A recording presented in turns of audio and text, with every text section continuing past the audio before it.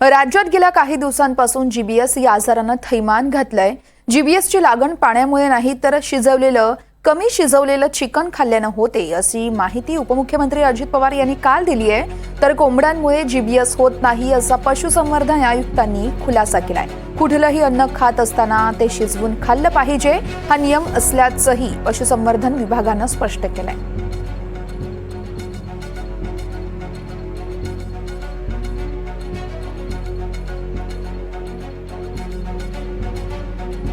कोंबड्यांमुळे GBS होत नाही असं पशुसंवर्धन विभागाकडून सांगण्यात आलं आहे। राज्यात गेल्या काही दिवसांपासून जीबीएस या आजारानं थैमान घातलं होतं आणि त्याच अनुषंगानं पशुसंवर्धन विभागाचं हे एक विधान महत्त्वाचं मानावं लागेल।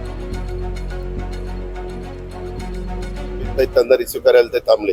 आपल्या इथं खडकवासल्याच्या भागामध्ये जे काही मधल्या काळामध्ये आजार उद्भवला त्यामध्ये आपल्याला वाटलं पाण्यामुळे अमुक आहे तमुक आहे, परंतु तिथं खडकवासल्याच्या एरियात काहींचं म्हणणं कोंबड्यांचं काही मांस खाल्ल्यामुळे ते झालं। त्याच्याबद्दलची अतिशय चांगल्या प्रकारची सगळी माहिती घेतलेली आहे। मी आता राजेंद्र भोसलेंना पण सांगणार आहे, त्याची प्रेस नोट काढा। त्यामध्ये म्हणजे तिथल्या कोंबड्या किंवा काही त्याची विल्हेवाट लावण्याची गरज नाही, फक्त घेतल्यानंतर ते अन्न पूर्णपणे शिजून घेतलं पाहिजे। डॉक्टरांचंही म्हणणं असं आहे की कच्चं ते राहता कामा नये, कच्चं राहिल्यानंतर हे प्रश्न निर्माण होतात। आता जवळपास आपल्याकडे पेशंटची संख्या बरीच आटोक्यात आलेली आहे। एक सिंपल मेथड जर आपण पाळली, कुठलाही मांस खाताना आपण जर ते प्रॉपर उकळून खाल्लं तर हे कुठलंही नुकसानदायक नाही असं आम्ही स्पष्टपणे त्या भागात सांगत असतो।